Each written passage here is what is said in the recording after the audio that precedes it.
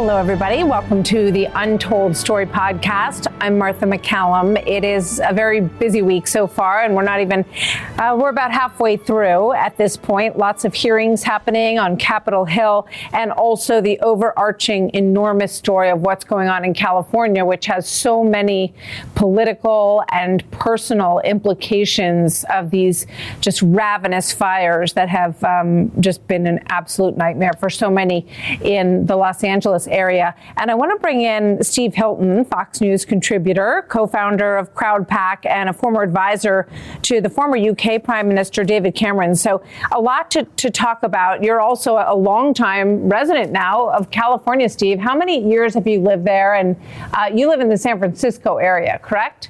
Yeah. So we've been here since 2012, so a long time now, more than a decade. I've been an American citizen since 2021. And I've spent, actually, you're right, we're based in the Bay Area, but I'm often in LA for many, many reasons, for work and family and professional reasons and lots of friends. And I've been there pretty much consistently since this absolute calamity began. I've been out and about. I've been talking to so many people involved. I've been on the phone almost constantly in the last few days, in particular, putting together a plan that my policy organization, which is all its work is focused on California. It's called Golden Together.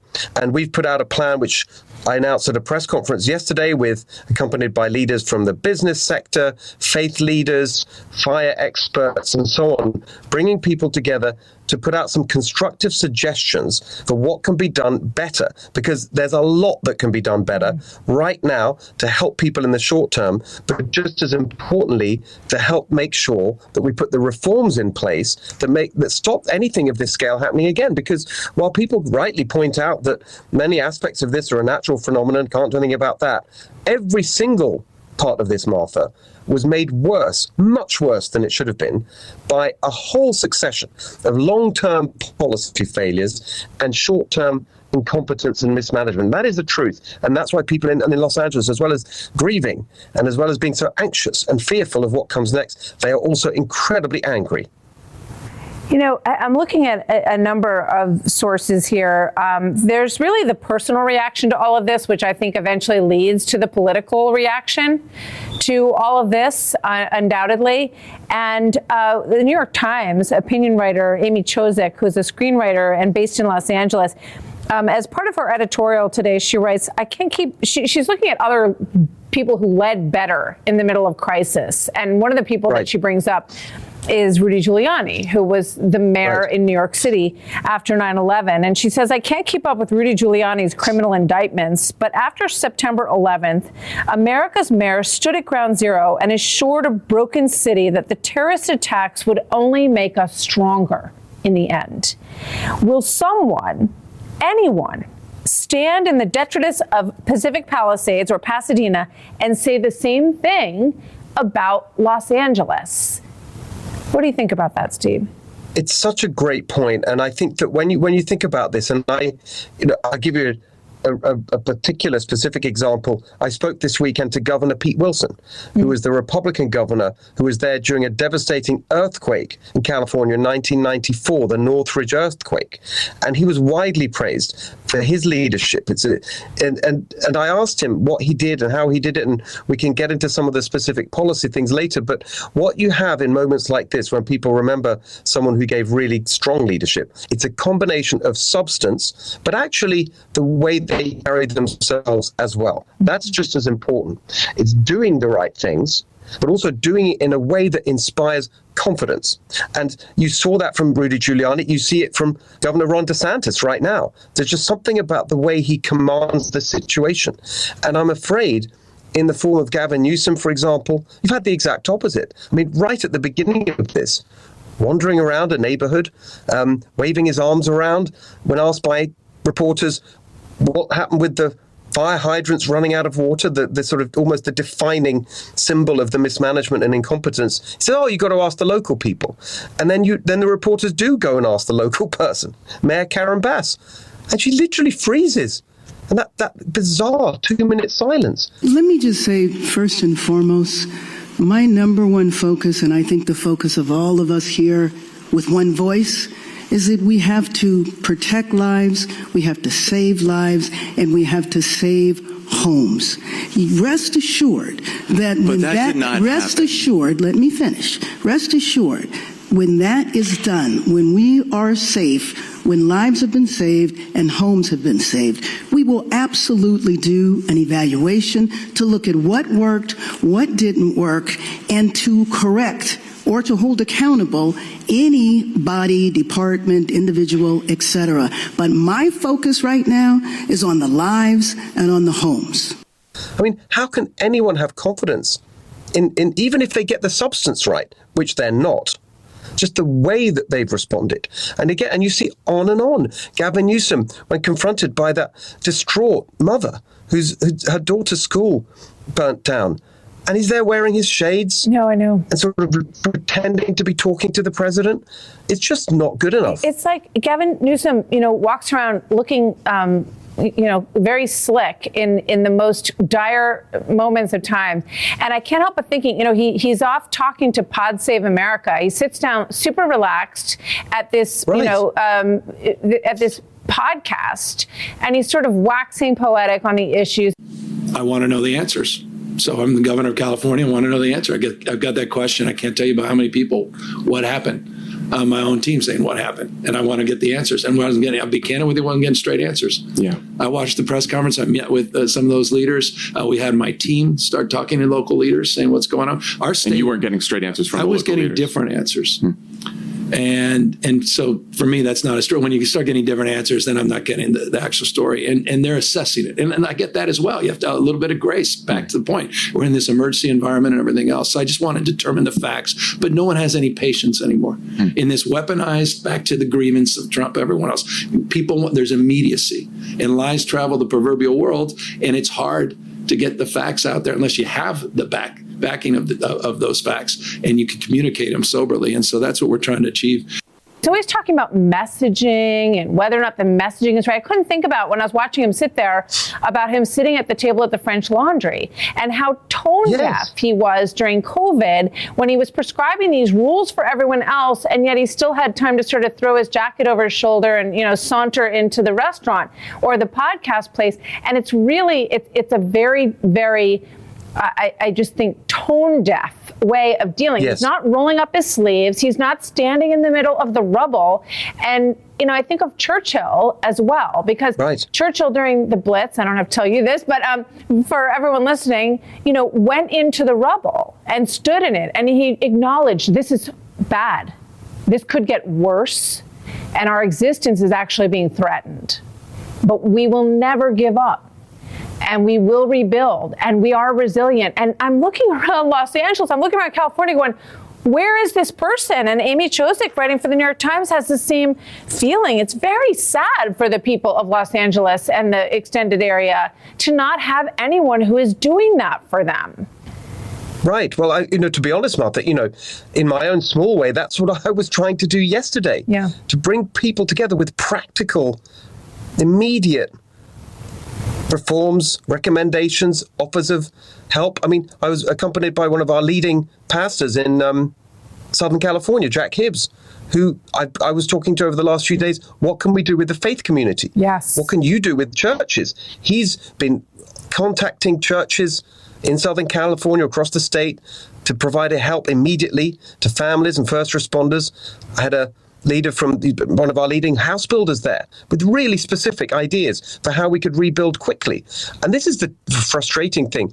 Los Angeles, there's a big couple of years ahead. In 2026, we're hosting the Super Bowl and the Soccer World Cup. In 2028, the Olympics. Yeah. That's a real goal to get things ready for that. And so we should have that level of ambition, but we're not seeing it. Gavin Newsom saying the other day, well, I don't think we can even start rebuilding for a year. It's just hopeless. Pete Wilson told me, Governor Pete Wilson, when he was there with the earthquake, he was told that he wouldn't be able to rebuild the freeways for 2 years. He said, I'm not accepting that. That's ridiculous. He tore up all the rules. He got it done in 66 days. Wow. This is California, the greatest state in America, the greatest country in the world. We should be able to move mountains to get things done and accept that as a challenge and an opportunity to show how amazing we are and what incredible business leaders we have and our technology and all of the rest of it. You're not seeing any of that from Gavin Newsom or anyone else who's in charge right now. No, I mean, the idea of let's start clearing some of these areas out and show people how quickly we can rebuild. I also think of Governor DeSantis rebuilding the bridge in days. Everyone said the island in Florida after the hurricane was going to be completely cut off for the foreseeable future. And they said, no, we got to be able to get back and forth from this island. We got to help these people. And they rebuilt it in 7 days. Where there's a will, there is definitely a way, but you need to have someone leading the way. And I'm looking at some of the finances that were outlined by the National Review that say that California has $16 billion in reserves, rainy day funds, and yet they cut 105 in cuts from all these different fire prevention programs, including a pilot program about home hardening, which is a way to design homes that are more resilient, more resistant to fire. All of these projects that just got cut from the budget while they have money left over. And I know you've talked about running for governor. You can tell us if that's still in your plan, Steve, at this point. But what's going on with these finances and how they're allocated? Yes, it is very much something I'm working on. And for these sorts of reasons, because this state is so mismanaged. We've had this terrible combination for years now of incompetence and ideological extremism. And that's really at the heart of all of this. I mean, on the fire budgets, do you know what's happening right now? Firefighters in Los Angeles are having to rely on charity donations for helmets and PPE. It's just unbelievable. And great for the people who've stepped up. Some very wealthy people making big donations. Fantastic. But what on earth are we doing? By the way, we pay the highest taxes in America. Right. So people are asking, well, where's the money going if we can't afford helmets for firefighters? And then if you look at the longer term situation, you're quite right that budgets have been cut for fire prevention. But actually, it's the policy framework that has also stopped it. And, if you want to know the real untold story, Martha, on that front, this goes all the way back to 2000, where you had one of the bureaucracies, the one responsible for pushing the climate agenda in California, it's CARB, the California Air Resources Board. They introduced a new rule in 2000 on air quality. And what it meant was that all that work that had been done for years and years, everyone knows how to do it in California, of clearing the brush, putting in fire breaks in the Sierras, thinning the forests, all of that was blocked on air quality grounds. And the problem's been ever since then. So you haven't had in Los Angeles real clearance of that brush for 25 years. And that's the direct result of regulation by this bureaucracy implementing the climate agenda of the legislature. And how good is any of this for the climate? This is what's so ridiculous about it. They say it's all in the name of the environment, but the carbon emissions from these fires are massively bigger than any of the savings from all their policies on EVs and all the rest of it. It's ridiculous. The Untold Story continues right after this. So let's just underline that because it's a point worth reiterating. They didn't want to burn down the brush and preemptively do preventative mitigation of all of this fuel. It's just dry fuel that's all over the mountainsides. So they didn't want to clear it by preventative burns because of the smoke that it would create. Look at what's going on now. Literally. Exactly. And I've spoke to, I had a retired fire chief with me at my press conference yesterday who made that exact point. We know how to do this. We used to do it really well in California. Someone I spoke to just today from Southern California, she said, I wasn't living here then, but she said it was a completely matter of course thing back in the day that there would be a little fire somewhere and you'd see it from the freeway, but it was a controlled burn. And she said you would literally hear public service announcements saying, Don't report this. It's okay. It's not a wildfire.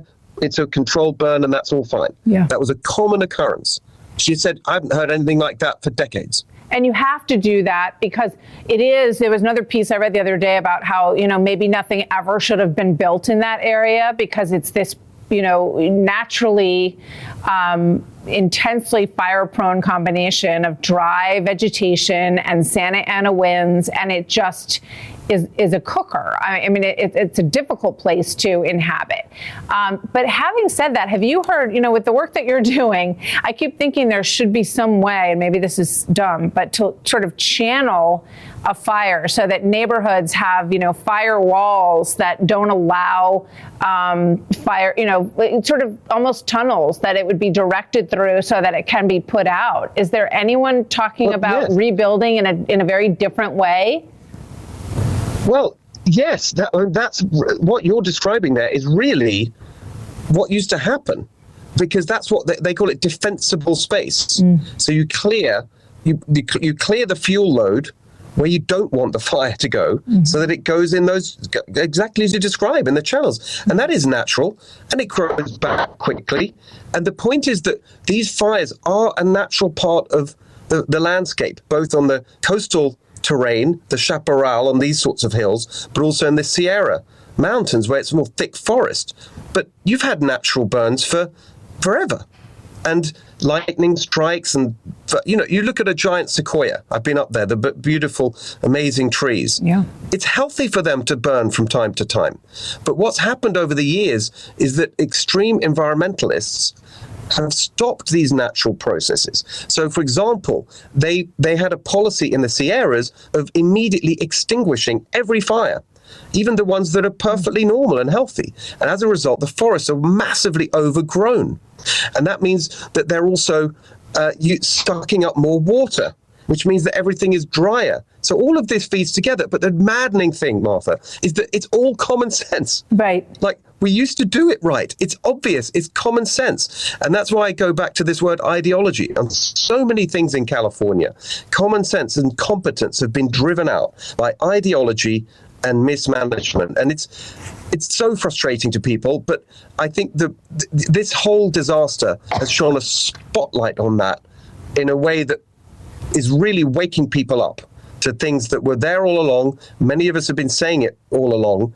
And now a lot of people are realizing exactly how things have gotten so out of hand. So there are now recall efforts for Mayor Karen Bass and also for Governor Newsom. Give us a sense of what you feel on the ground in California in terms of how are they truly in jeopardy? And is there a political tide that is turning based on this, or will it all be forgotten in a year or so before elections?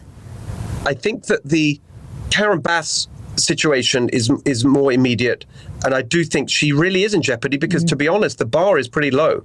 The recall is, I think, I'm not sure if the papers have been filed yet, but that is underway. People are absolutely going to be doing that.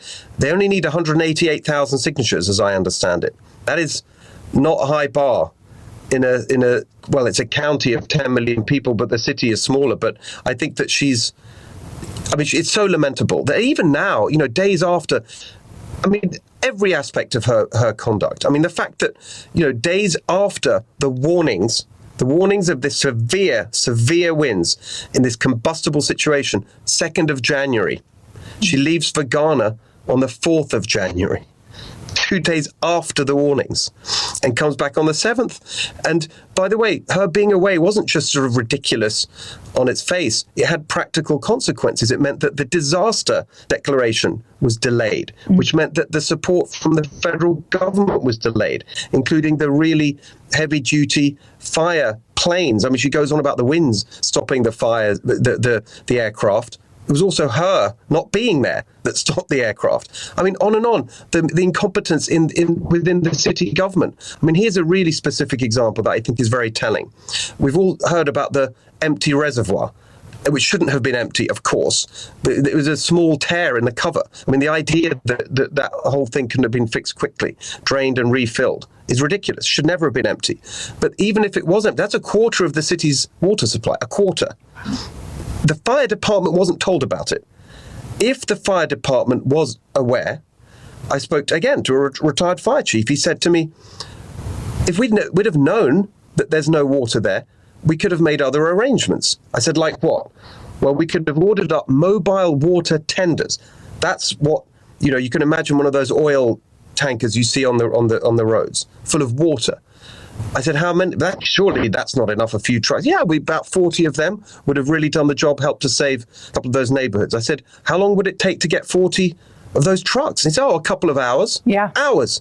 But they couldn't because they didn't know about the water shortage. I mean, these kinds of things, this is why people are so angry. And there'll be a lot more of this that comes out. Yeah, I talked to a mobile wildfire water company, and they put out huge fires in Oregon. They're privately contracted through the city. And they told me that they had approached Los Angeles a few times to offer their business services, but that they didn't get anywhere. And it is, that's all they do. All they do is move in water where water's needed. And when you look at the cost of this disaster personally and financially, it looks like it would have been money really, really well spent.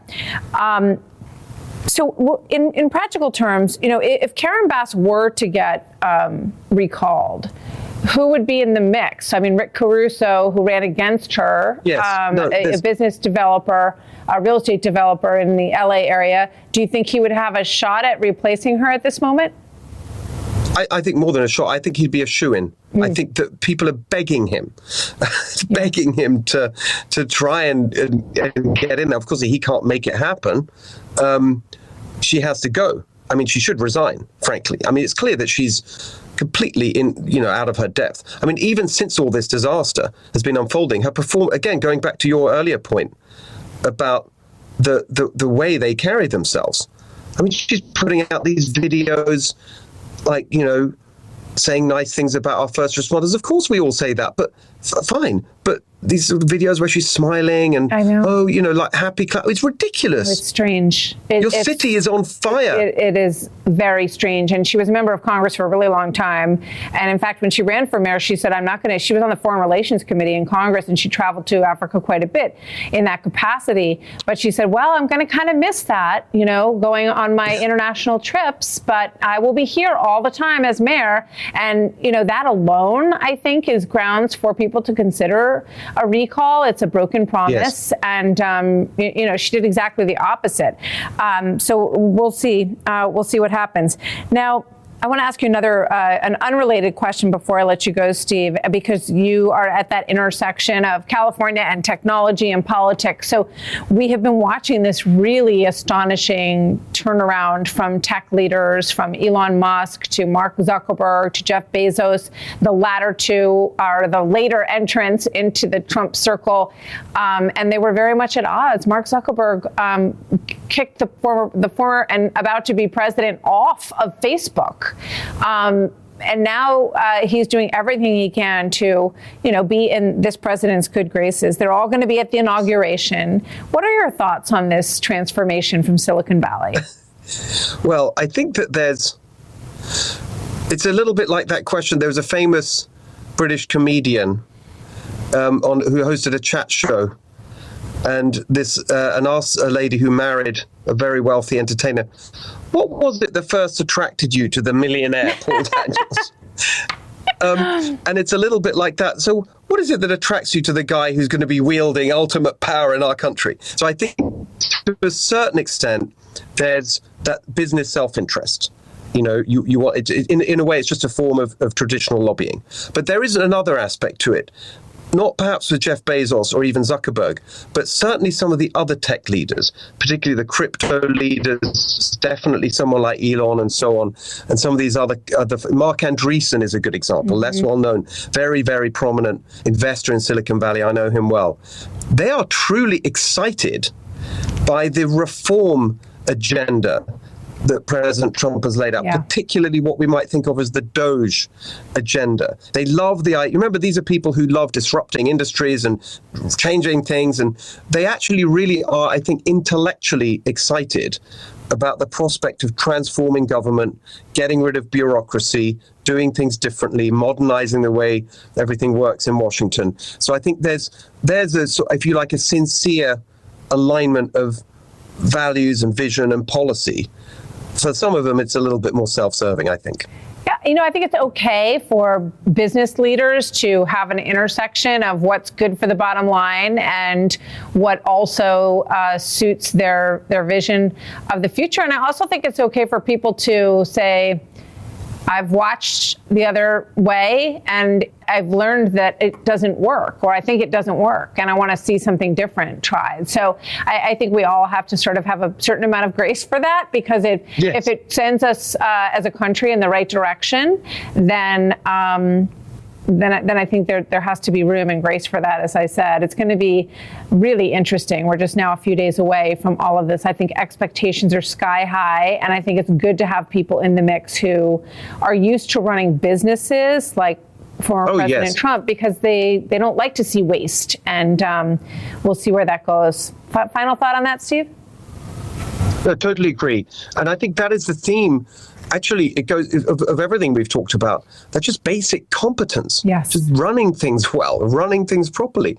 And we see it at the federal level, certainly here in California, when you have an incompetent government that just doesn't get the basic. They're lecturing us endlessly on this and that ideology and race ideology, gender, climate, all of these things, these kind of fringe obsessions, really, compared to the basics of running things properly, keeping us safe, giving us reliable and affordable energy and water, and just making sure the basics are done so people can live their lives and build their businesses and raise their families without the government constantly lecturing them and telling them what to do. Yeah. It's been flipped on its head by the sort of modern leftists. They're all their focus is on lecturing us and telling us what to do, and they don't pay any attention to doing what we actually pay them for. Yeah, I think it was one of the big messages of the election. I think people are fed up with it. I think they want government to do their slim function, which is management and security. And they want them to just stick to the mission of what they're supposed to be doing. And I think companies are also going back to that mode and banishing all these DEI programs and saying, hold on, we're here to make money, provide jobs, and provide shareholder value. Like that's what a company is. That's what a company does. So I think it's quite interesting and exciting, and we'll be covering all of it. Steve, it's always a pleasure to talk to you. And we're obviously watching the situation in California as the whole country is, and obviously we feel terrible for the losses that people have incurred, and we hope that there are big lessons learned so that other people don't have to suffer the same issues. Steve, thank you so much. Thanks for joining me. Always a pleasure. Thank you, Martha. Steve Hilton on The Untold Story today. Thanks for joining us. We will see you next time. You've been listening to The Untold Story with Martha McCallum. Don't forget to subscribe on Apple Podcasts or wherever you listen. Make sure to rate and review. For more podcasts, go to foxnewspodcast.com. Listen ad-free with the Fox News Podcast Plus subscription on Apple Podcasts, and Amazon Prime members can listen to this show ad-free on the Amazon Music app.